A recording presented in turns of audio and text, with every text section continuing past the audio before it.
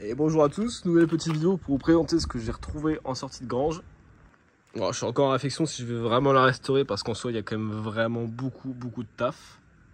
Donc c'est une moto bécane AV50.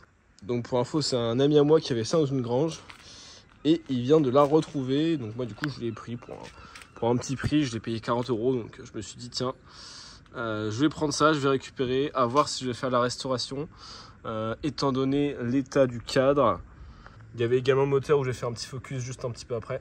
Donc ouais, je disais moto bécane AV50, potentiellement de 1970 à peu près, il n'y a pas de plaque minéralogique. Donc là on peut voir le petit bouchon tout en métal, ça c'est plutôt pas mal avec le petit logo moto bécane. Il y a également une petite accroche, ça je suppose pour mettre un sac ou pour accrocher des affaires. Donc voilà, donc on peut pas l'ouvrir par contre quand il est sur le côté, mais par contre quand le guidon est droit, là on peut ouvrir. Certains m'ont également dit que c'était une finition de luxe parce qu'il y avait un petit garde-boue chromé. Mais voilà, sinon dans l'état général, franchement c'est piqué de partout. Il y a franchement beaucoup de choses à refaire. Là également le cadre est vraiment piqué de partout, donc il faudrait vraiment refaire une peinture complète sur ce type de cadre. Donc le moteur, le voici, c'est moi qui ai remis une bougie parce qu'il n'y a pas de bougie. Donc je viens de voir qu'en fait que l'accroche du moteur se fait au niveau de la culasse juste ici. Donc il y a un élément ici et du coup un élément là qui est parti là. Et donc ça vient se fixer normalement juste ici.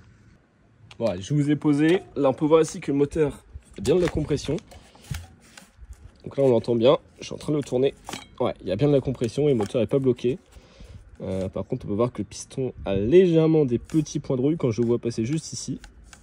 Mais sinon, donc, le problème, c'est vraiment l'état de la culasse. Parce que là, elle a dû être oxydée ou rongée par, je dirais, du sel ou de... Ouais, je dirais potentiellement du sel ou de l'oxydation, je ne sais pas. Mais là, il s'est vraiment passé un truc juste ici. Et donc, il faudrait potentiellement que je change la culasse. Donc là, pareil, au niveau du pot d'échappement, on voit bien qu'il manque vraiment un élément. Bon, c'est vraiment dommage que là, ça soit pété, parce que sinon, j'aurais pu remonter ça directement comme ça. Il y a également toute la partie carburation à faire. L'allumage, il faut que je teste, mais si ça se trouve, il est OK. Donc, ce type de moteur, normalement, c'est des moteurs AV7. C'était pas mis dans les commentaires, mais normalement, c'est ça.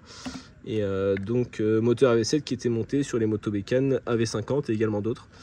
Il y a également un variateur, on voit bien qu'il est vraiment piqué de partout.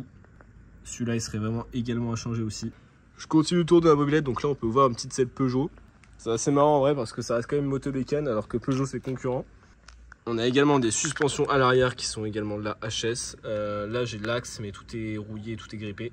J'ai l'antiparasite NGK avec justement la petite bobine qui va bien. Le faisceau électrique, il existe, mais sinon, je vais pas pour l'instant trop m'en servir. Ouais, pour la partie avant, on peut voir qu'il manque du coup le phare. Il y a également le klaxon. Mais le problème c'est vraiment que c'est quand même bien piqué de partout. Le pneu est vraiment également craquelé, on voit bien là toutes les fissures.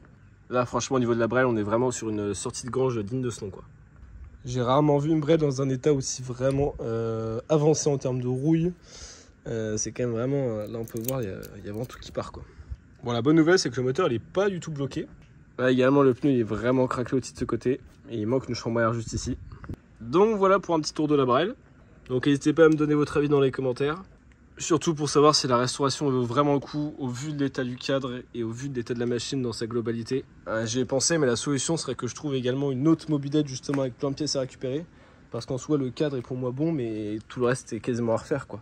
Le cadre est bon et les jambes sont bonnes mais j'ai également le moteur mais à part ça tout le reste, toute la partie cycle. Là on voit également que la pédale elle est tordue. Donc vraiment toute la partie cycle est à refaire et donc il va falloir que je chiffre ça surtout pour voir combien ça coûterait dans la globalité.